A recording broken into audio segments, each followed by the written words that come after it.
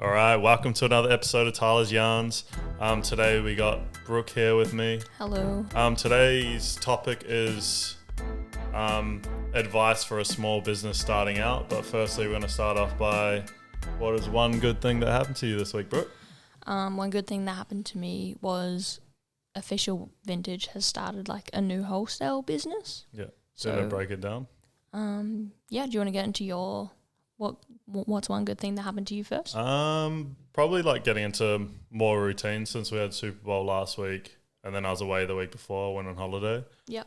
So just getting back into routines, super good. Like happy with it. Yeah, that's like going good. back running and stuff again, which is nice. How far are you running?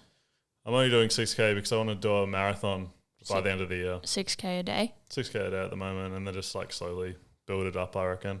Yeah, that's the way to do it, I think. Do you want to talk to us more about the wholesale and break it down for us? We are pretty much doing wholesale boxes for smaller vintage companies, up-and-coming companies, and with the wholesale side, we're doing like handpicking, video calls, kind of going through every item, making sure that you like them for a pretty good price as well. And do you have anything to add? Yeah, so Brooke's going to be taking care of that side of the business, which is like pretty cool. So she's going to take ownership of that. So if you're looking for like wholesale box or anything like that, just message her on what's your email? It's not my email. It's a different person's email, but her email is ashley@officialvintage. If you are inquiring about wholesale, then reach out. You can even go to our contact at Official Vintage. With the wholesale company as well, we are trying to make it as much as a like informational kind of business as possible. So we're doing wholesale, and like if you are one of the first few people who start with us, we're kind of doing like if you need any information or you're just like looking for a bit of guidance, we are like happy to help in that way as well. Yeah, that's pretty much like perfect, I reckon. Yeah. But like leading into that, we're going to be going through like advice for small business starters.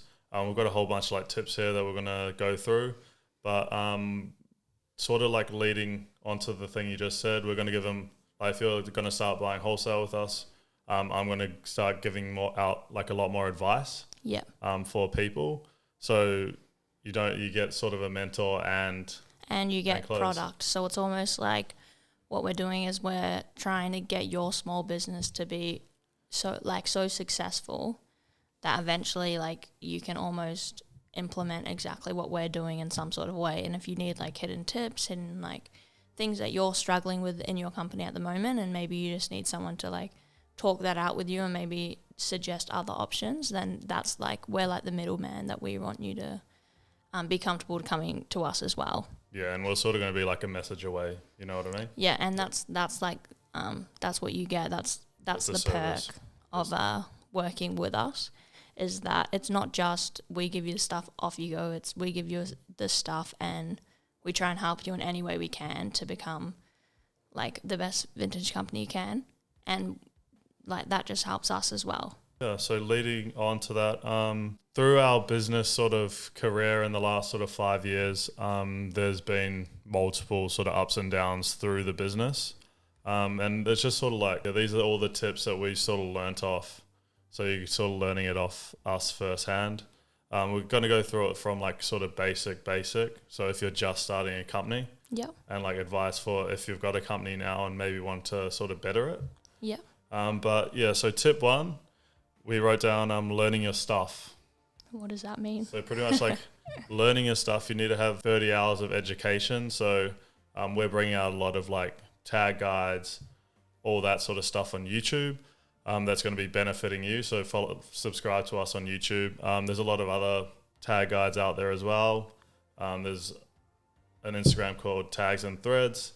Yeah, I think learning like everything you can about vintage, and if you love vintage, then it shouldn't be a problem to know as much as you can, because it shouldn't like be an effort to learn that 50 hours or however many hours. Yeah, because if you actually want to start a business, you'd want to do the research, and like with anything, you got to know what you're doing first. But sort of leading on to that as well, don't like go buy a warehouse or do anything like extraordinary. You can literally start in your bedroom. Yeah. Like you've got a phone. You got a phone. You got space in your room. I think a lot of people get caught up in trying to have the best thing to produce the best product. Yeah. But like you started with just a phone, like a bedroom, and buying a couple things from the op shop every week. Yeah. So it doesn't take a $15,000 camera or like podcasting equipment or like a proper studio setup like we've got at the warehouse. Like you don't need $7,000 lights. You can just use the sun. Like it's free. But you can get really good shots if you just look on YouTube and search up how to make the best shot with what you have. Yeah. Or like even with your iPhone, like you get the best sort of photo like with that as well. Also another thing that when we first started, you don't need a website to start. Yeah. That's another tip for like learning your stuff is you don't need a website to start. You've got these other platforms like Depop, Etsy, where you can upload your stuff for pretty much free or you pay that percentage. Yeah. But I think if you're a smaller company, so you've got 10,000 followers, I think maybe then get a website. Yeah. But if you're just starting out, then more than benefits you to be on Depop. Yeah. Like if you're like pretty much brand new or just like maybe got like 500,000, 2,000-3,000 followers, like this is super beneficial for you. You don't need a website. Put it on Depop, Etsy and that sort of stuff. Just like make sure we're like researching your prices as well. So like when you're in that sort of 30, 50 hours of like learning, make sure you're like researching, I want to sort of sell that stuff and like know what sort of prices like they're sort of going for as well. Just like educate yourself and like, so you're not like selling yourself short. There is definitely like a two sides of the spectrum when it comes to price in vintage, especially in Australia. There is like the op shop price, which is even now still $20 to $25 a piece if you handpick them and go through op shops every day. And there's also other companies which are priced at very, very varying prices. Yeah, it's definitely like better to stay consistent with your pricing. Consistent with your pricing. Yeah, and there's definitely a market where people will pay that top dollar for things, but I would suggest going for the middle ground, be as competitive but within reason as possible. Yeah, and that's how you sort of start building your community as well. It's like, this guy like got good stuff, and if you're like doing everything right, then people will keep shopping with you as well. You know what I mean?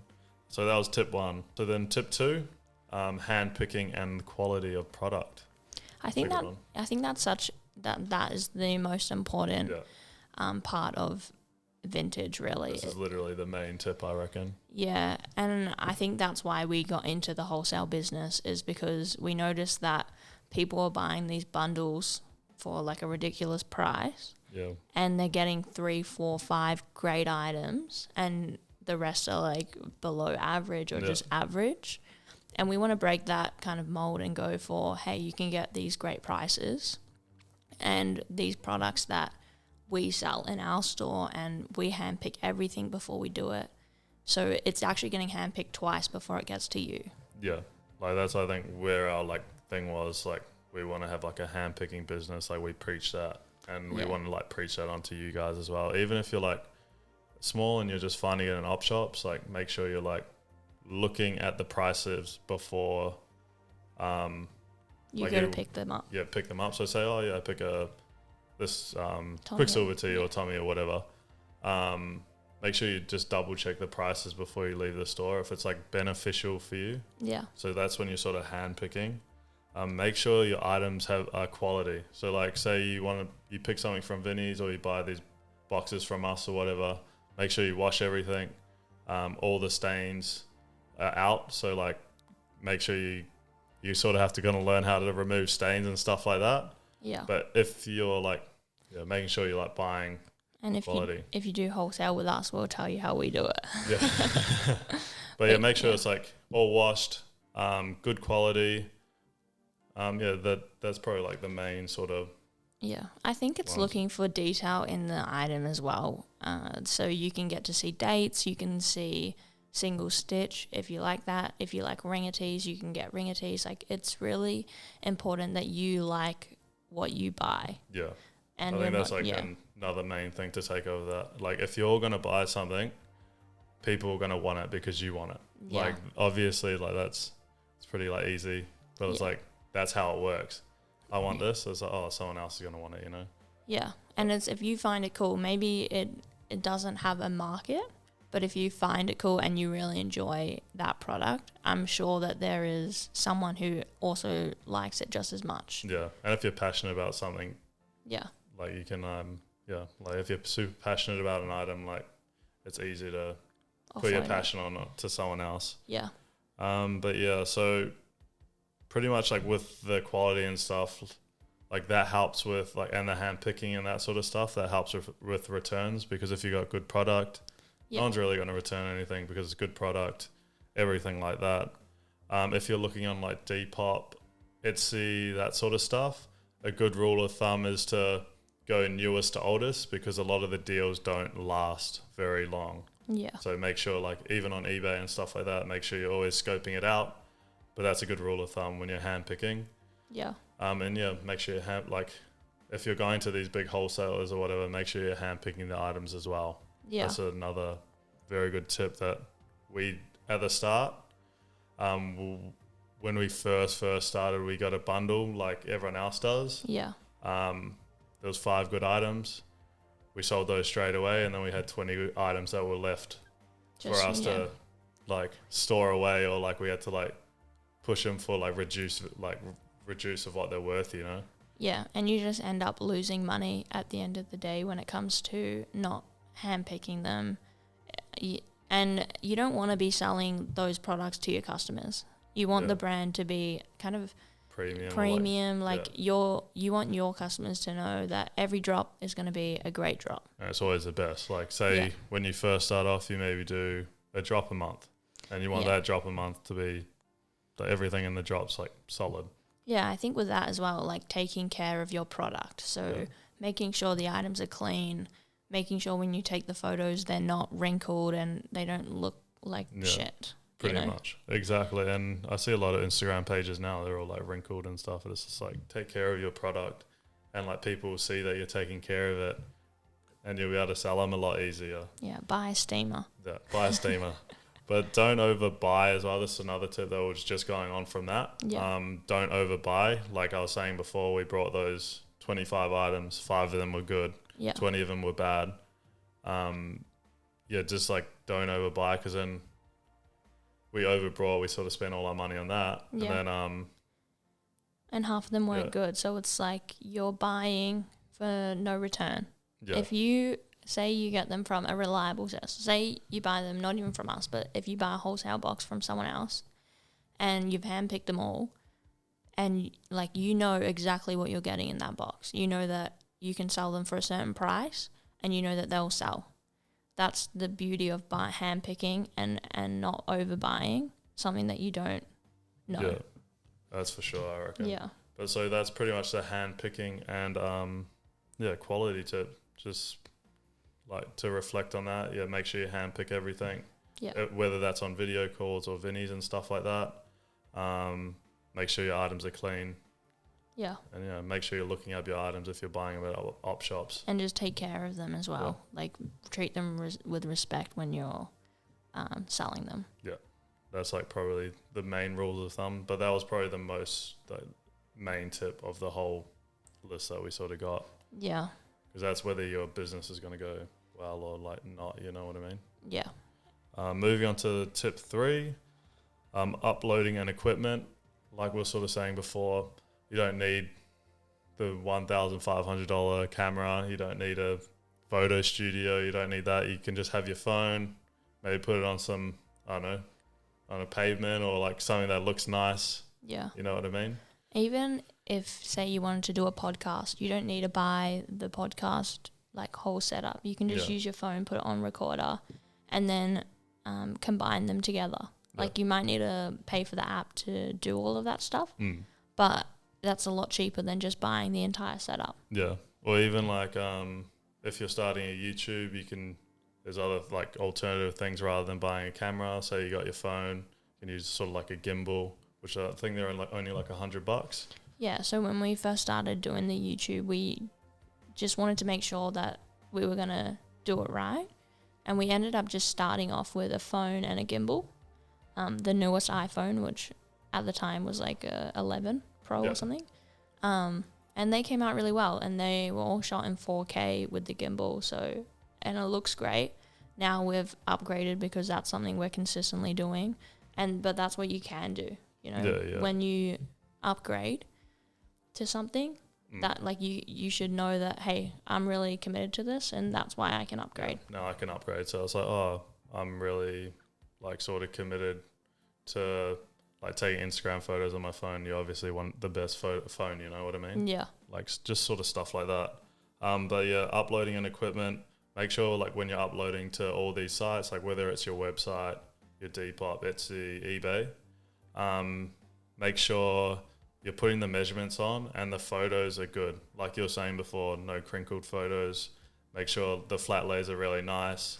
Taking care of your product, because people will see that and will more likely buy it than a crinkled up shirt, you know what I mean? Yeah. And say that you do have a product that is similar to someone else's. They're not going to pick the person's whose is wrinkled and like doesn't look professional. They're going to pick your one. Yeah. You know? That's the sort of way you got to think about it. Moving on to tip 4, building content. This is probably another big one, probably the second biggest thing. Because on Instagram, TikTok, and that sort of stuff, you got to be posting Instagram content constantly. You got to be posting a lot of stories a day. You got to be posting at least one post a day if you have the stuff sort of for it, because you sort of got to get your name out there. TikToks are sort of easy to create. Yeah. There's a lot of trending sounds. You can do a lot of good stuff. There's a lot of things you can create with. Yeah. And you can actually go viral on TikTok, whereas like Instagram's a lot harder at the moment. Yeah. You can sort of post reels and stuff, and they're probably doing super well at the moment. Yeah. But TikTok's probably where the biggest growth is you can get for your company at this moment now. At this moment, yeah. But yeah, I think content is just huge. Like it's so big in this game. I think another point to your content thing is be different. Like what works for us may not work for you. So like try and like I've seen people do like newspapers on the backgrounds, like just weird stuff. Just find what works for your followers and like build that up. Yeah, couldn't have said it better myself. Also, like a good rule of thumb is when you're building content, we use the 3 E's. Educate. So we could educate someone about an item, or like educate someone about tags or something like that. Or entertain, where it could be like a funny reel or funny TikTok or like a funny meme. That's how we sort of do it. Engage with your community. So make sure you're like replying to your comments, replying to your DMs, because those people are going to be sort of your lifelong customers. I actually think a good one with that one is with engaging with your customers. It's important to give back to them as well. I know that without our customers for the last 3-4 years, we would definitely not be where we are today. Yeah. And so like even on days where it was like be kind to one another, we did free tote bags for everyone who ordered that day and who came into the store. It's just about giving the little 1%ers back as much as you can. Yeah, and I've made a lot of friends from just loyal customers from the start, and they're still buying from us now. And like, that's what we sort of want to build. We want to build friendships through this community. People come in every single week to the store, because they want to like have a chat, and I'm like down. You know, I love it. And I think that's what you need to build is engaging with the person as much as the customer, regardless whether they buy something from you. It's about, you know, having the conversation about a rare boxing tee that you like both love. Maybe the customer can't afford it, but it's just about like giving like like maybe one day they will be able to afford it, but it's just about like building that up with them and saying this is cool. If I get any more like boxing tees in, I'll shoot your message. And educate them about why boxing tees are so much and what made them so popular, because people like want to know that sort of stuff, you know, or people like, there was the other day, like a week ago or something, where this dude brought a Fubu sweater and he didn't know what Fubu was. I was like, oh, do you know what this is? And he's like, oh, no, I don't. And I was like, thought it was cool. Yeah, they just thought it was cool, but I was like, oh, it's an old hip hop brand in the 90s. Yeah. Like, it's really cool. Like, you don't really see too much of it in Australia, so you're going to be rocking this. And he was like frothing and like told all his friends, you know. Yeah, it's about like giving people the backstory that they don't know about, or making it like 10 times cooler to wear, you know. And also like making better, like we're talking about making better content. Canva is a good tool you can use to make better content. There's a lot of templates you can use, that sort of stuff, to make your thing like stuff look professional, or if you want to run ads and stuff like that. Canva is definitely like a good place to sort of run. Like do everything, you know. Yeah, and everyone uses it, you can tell, but it's definitely a helpful tool that not a lot of people know about. Yeah, and on Canva, there's another tip. Is you can remove your background. So if you just do a flat layer, you can remove your background and make it a different background. Yeah. Which is pretty cool. That's like another tip idea that you can use for your content and stuff like that. But moving on to our last and final tip is getting your name out there. Yeah, I think this is probably up there as well with the top 3. So when we first started, me and Stu, we're doing Camberwell markets every weekend. We're doing Fitzroy markets every weekend. We're doing 1 drop a week at the time. Now we're doing like 3 a day, but we're doing 1 drop a week, or maybe 1 drop every fortnight, every 2 weeks. Yeah. So it would be doing everything up to that drop. But we're doing the markets, so we'd get a lot of people coming back to Camberwell, coming back to Fitzroy just to go shop at our stall. And then they'd buy online sometimes as well, which started building up that community. And you do other markets throughout the year, the big ones. Yeah, we did like St Kilda first, and there was like one where when we first started, there's a lot of streetwear vendors, like vintage streetwear. Yep. And there's about 15 stall holders. That's when sort of the scene started growing in Melbourne. But yeah, that one was packed. There was massive lines and stuff like that.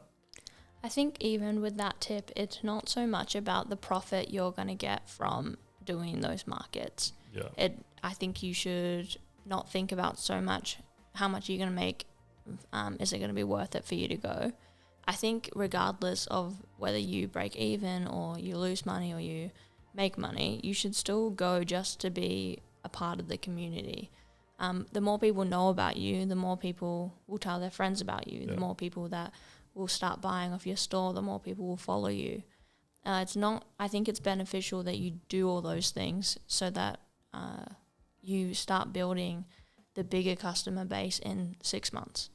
Yeah, I couldn't have said it any better ourselves. Like when me and Stu first started, like we'd go to market sometimes and we wouldn't even sell anything, you know what I mean? Yeah. I think if you stay away from I need to make as much money as possible and start just like getting that face-to-face customer. Yeah. But if you really like it, you shouldn't be worried about the money anyways. Like money's always good to make your business grow, but if you should be doing it out of passion, not for the money at the end of it. Even for you, it took 4 years before you started making money, which is like, this is what you have to do if you want to start the business.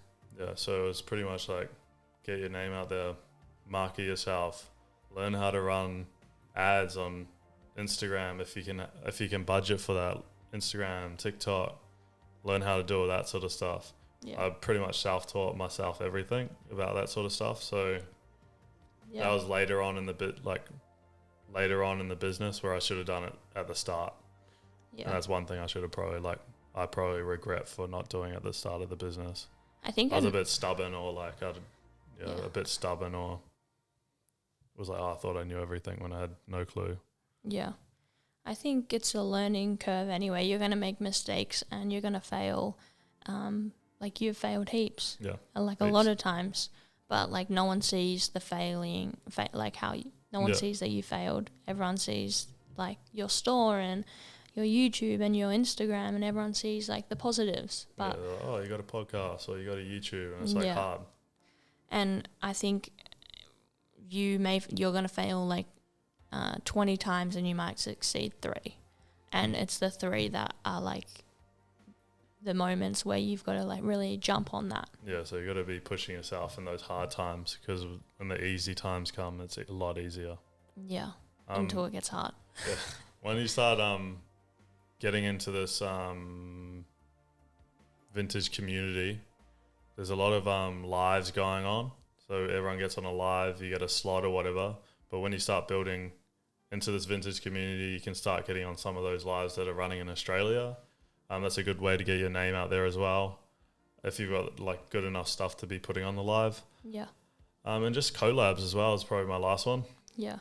A lot of people ask us for collabs, but we don't do that many collabs, but we try and do as many as possible. We have one coming up in a couple of weeks with just like Chapel Street stores, which is pretty cool, and we're all doing like a voucher on Instagram, which will be available in the next couple of weeks that you guys will see, and you can jump on, and I think you win a voucher to every store, and I think we're putting in $100 voucher. Yeah, because it's like we're trying to build this Parang, not just our brand community, but like we're in our shops in Paran. Yeah. We want to build this Paran community as well, like all the stores around us, because everyone wants to come to Paran for all of these stores. Yeah, we need to be working together. But yeah, I think that's to end it off. Hope you guys got a lot of value from this episode. If you guys have got any questions that you want us to answer on the podcast, or just any questions in general, shoot us a message on Instagram. Yeah, and if you want, if you're looking for a wholesaler and you want a price list, send an email to ashley@officialvintage.com, and she will send you a list and everything like that. But yeah, thanks for tuning in. See you next week.